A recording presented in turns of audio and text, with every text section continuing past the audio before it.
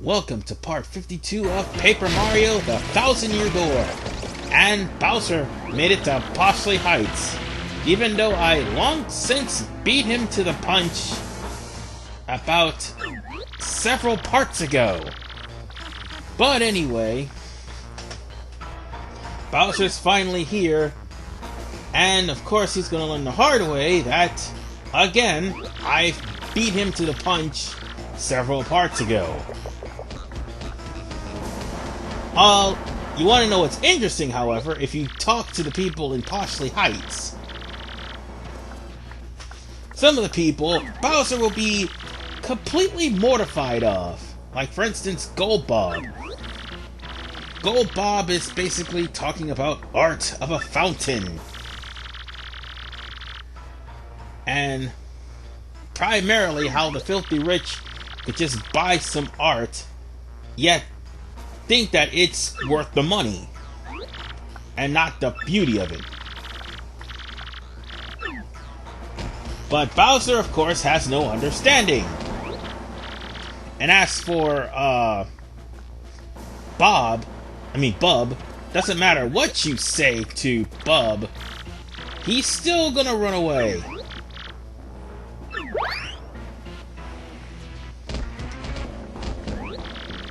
And this guy right here will not even acknowledge the fact that you're Bowser, the evil king of the Koopa Kingdom, who constantly kidnaps Princess Peach.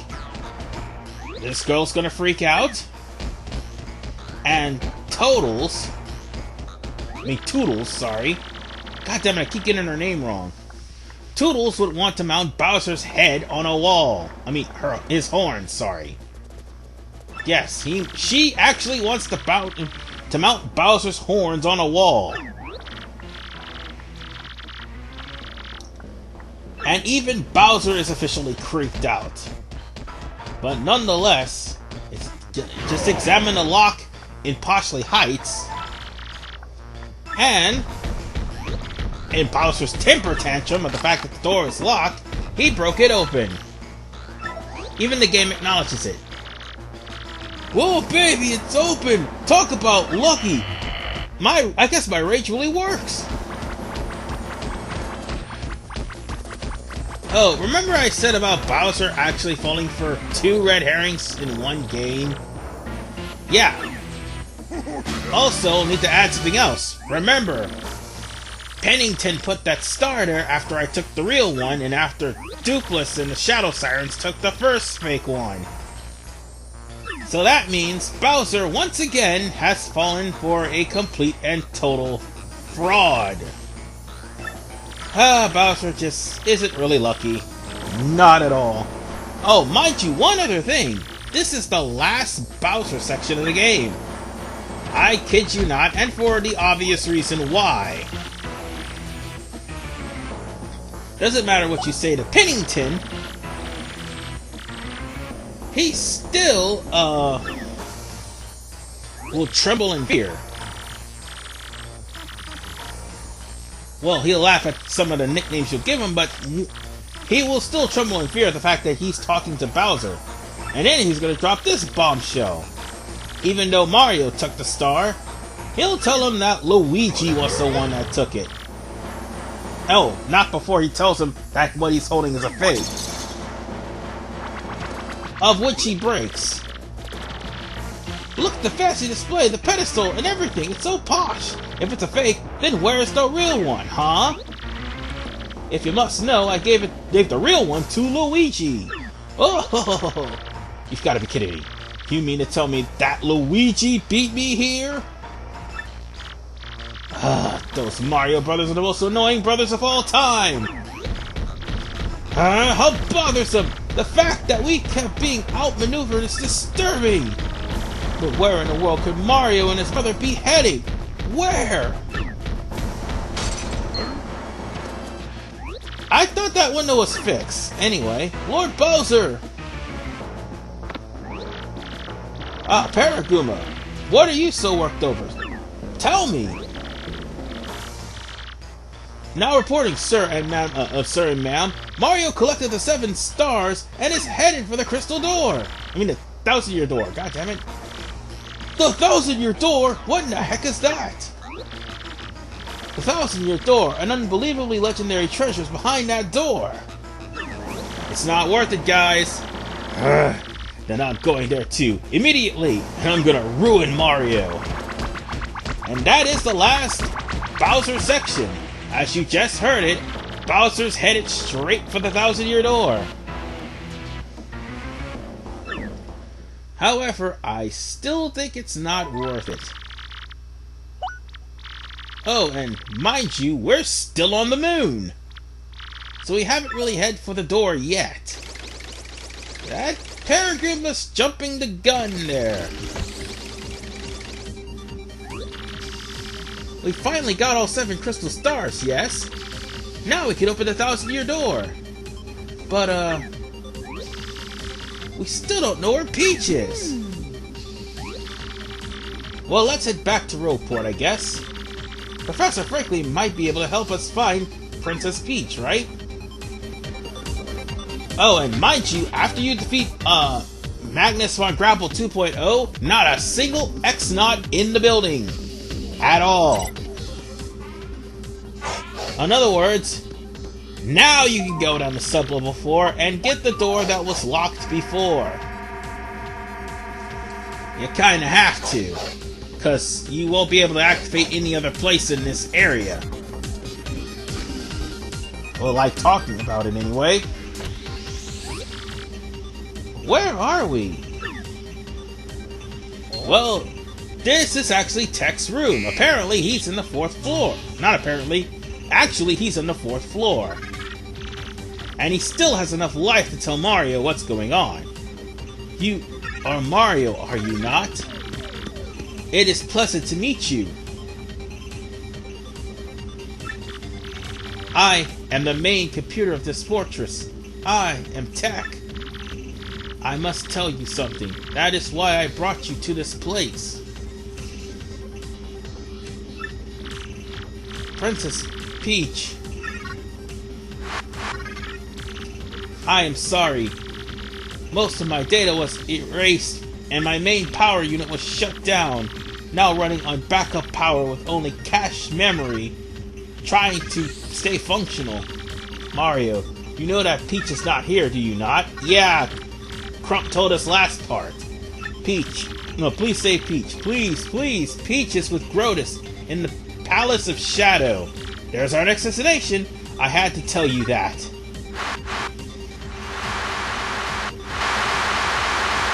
Yeah, Grotus did some immeasurable damage to him. But backup power is failing. Mario, use the teleporter room to get back to Rogueport. The teleporter room is on sub-level 2 of the fortress. I will release the room lock. Peach is in the Palace of Shadow? Please hurry. There's barely enough power left to activate the teleporter. I will cease all AI functions to send power to the teleporter for you. But what will happen to you? When the power is all gone, I will cease to exist as an artificial conscience. But if it will save Peach, I will gladly do this. Wow! This guy's making the ultimate sacrifice for Peach. Poor Tech. But again, Grotus pretty much hit Control-Alt-Delete, which pretty much screwed up all of Tech's data and ruined his backup systems. No, Control-Alt-Delete don't really do that, I was just making a joke. But in all honesty, the fact that Grotus pretty much wrecked Tech's hardware and software because of the fact that he was revealing the plan to Peach was downright cruel. And Tech is down and out for good. Oh, and there's no countdown, but the area all of a sudden turns red.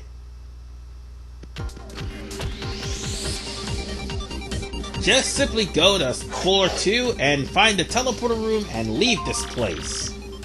And well, The worst will happen. Let's put it to you like this. But as I said before in the last part, well, several parts ago, Chapter 7 was the shortest chapter and had unnecessary padding at all. I mean, as such. And as you can see, there used to be X-Nauts there. Not anymore. All of them are gone. Now then, let's come to this area and use the teleporter.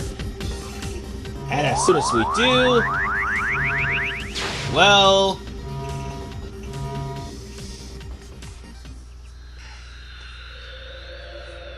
something happened to Tech.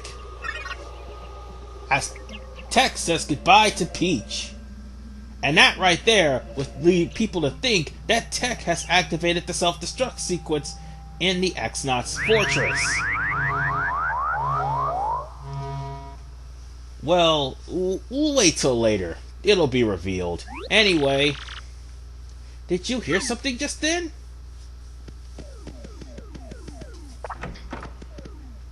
Once we leave the area, well, if it isn't Mario. Over here, son. Hey, something's not right with Frankly. You brought the crystal star back from the moon with you. Didn't you? What? Talk to my good ear. The X-Nauts fortress on the moon? Ah, yes. So Princess Peach was there too, I assume. Well, yes, but the X-Naut boss took her and took off for the 1,000-year door. Aha! Just a bit ago, I smelled some rank air and went to the 1,000-year door. I saw a suspicious fellow in the cave go to the door with Princess Peach. What? Are you serious? Didn't the legend say that all 7 crystals were needed in order to open the door? Believe me, I know, but I am certain of it. I saw it with my own eyes. Which, if you actually talk to the person that's on the roof above Bobbery's house, you'll realize that this is a lie. Anyway, time is short. We must go to the 1,000-year door and rescue the princess. I'll run ahead and meet you guys there. Don't dawdle, you must come immediately. Yep, that means Grotus is planning on... No, Grotus may have Princess Peach in his possession. No, not may have, he does have Princess Peach in his possession. And he is about to pretty much carry out his evil plans. That needs Peach. But anyway, this is the final Rogueport digital mail, which actually has Zesty beating the hell out of Flavio because Flavio ran his mouth for 2 days and caused her shipment to spoil. There's some funny stories in here. Just take the time to read them. You'll laugh out loud in some of them. But this is another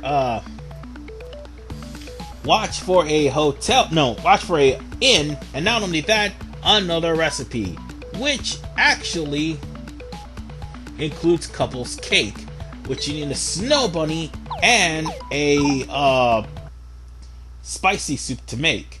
But enough of that. It's time to get my belt back, because the last time, yeah, that's probably the one last thing I'm going to be doing for this part, because last time I was here at Glitz Pit, I won the belt! But you see, Rawk Hawk deleted all of my information during my fight with Grubba. It's time to pay that son of a bitch back. He deserves the beating of a lifetime, and the same rules apply. You have to use one special move at least once. Doesn't matter what, you have to use a special move. So I'll just, for old time's sake, bring in Orin. Let's see. Not gear, but for the badge, I'll take off Timing Tutor because I don't need it. And if I can find it, I will put on Shrink Stomp. Oh, I think I passed it up. Alright, where is it? I just I mean, I know I passed it up somewhere. Come on. No, not Head Rattle. Not Soft Star. Where is,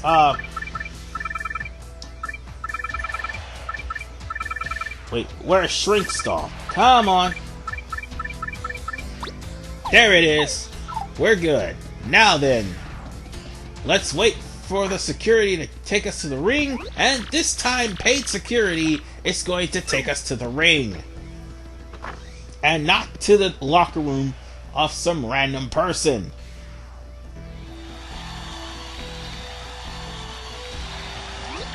So now the final match, well, not the final match, but rather the rematch of the century, which should have never happened, but it did, is about to be hit again as Rawk Hawk is about to make his way to the arena.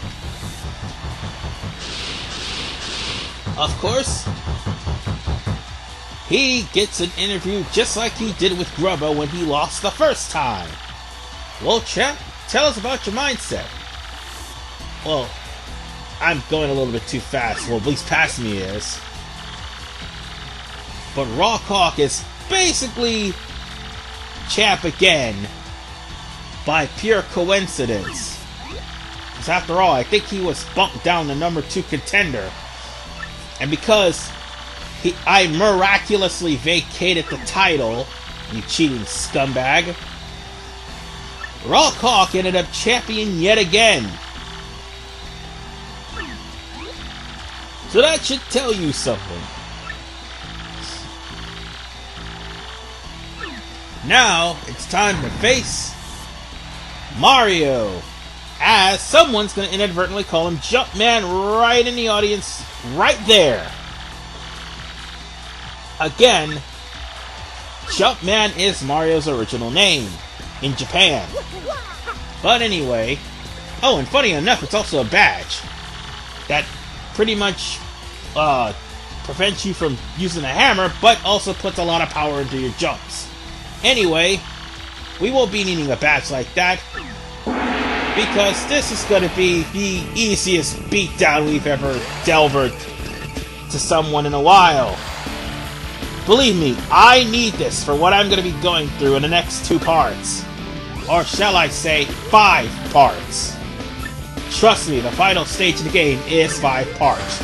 But anyway, do you think, after all the shit he was talking in that one email, that Rawk Hawk has changed his style of fighting? Nope, he's the same guy. Oh, and by the way, we have to use a special, so it's best we show off Supernova and rock his shit. This is like using Bombast, except you gotta press the button as fast as you can, because the more you use it, the harder it'll be to push, as you can see here. And I was just pretty much tapping it as hard as I can, and I just did 15 damage to Rawk Hawk. Oh yeah, I forgot to shrink him too. So let's go ahead and do that. And I just did about 4 damage to Rawk Hawk, and at the same time, I pretty much reduced his attack power. And shrunk him and did some damage to his defense. So in other words, Rawk Hawk is gonna be like this for a while. So yeah, it's the same fight all over again. Except, while I've taken a little damage, it's still nothing. You think Rawk Hawk would come out with some super death move or something like that? Nope. Rawk Hawk's only able to use his flying press and his somersault. That's it. Oh, and by the way, I have the Quake Hammer instead to make sure that he doesn't get on the rafters, but it's not needed. I just use a piercing blow and just beat Rawk Hawk right then and there. So yeah, I got my belt back, bitch. You talked all that good shit several parts ago, and now look at you. You done got smacked in the head with a helmet. I got my belt, I got a level, and you can eat a dick. No, I don't believe this. I'm actually getting rocked again. Who could have seen this coming? You couldn't plan a more ferocious battle. No, actually yes I could. Wild moves, raw power, fisted feathers of fury. What beautiful destruction. Oh god, YouTube is basically going to put a red flag on me for putting Riona on the web, because that was a one-sided ass whooping, if I do say so myself. Oh, and just in case you're wondering what Riona is, it's torture porn, but that's okay. It's over. Rawk Hawk is dead. I'm champ again, and this time, I'm in the system for good. Until I legitimately lose. So, in other words,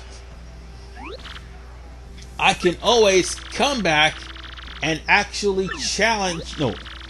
defend my title, which will give me money. But so long as I'm the champ, I have a free bed that will restore my health, my flower points, and my star points.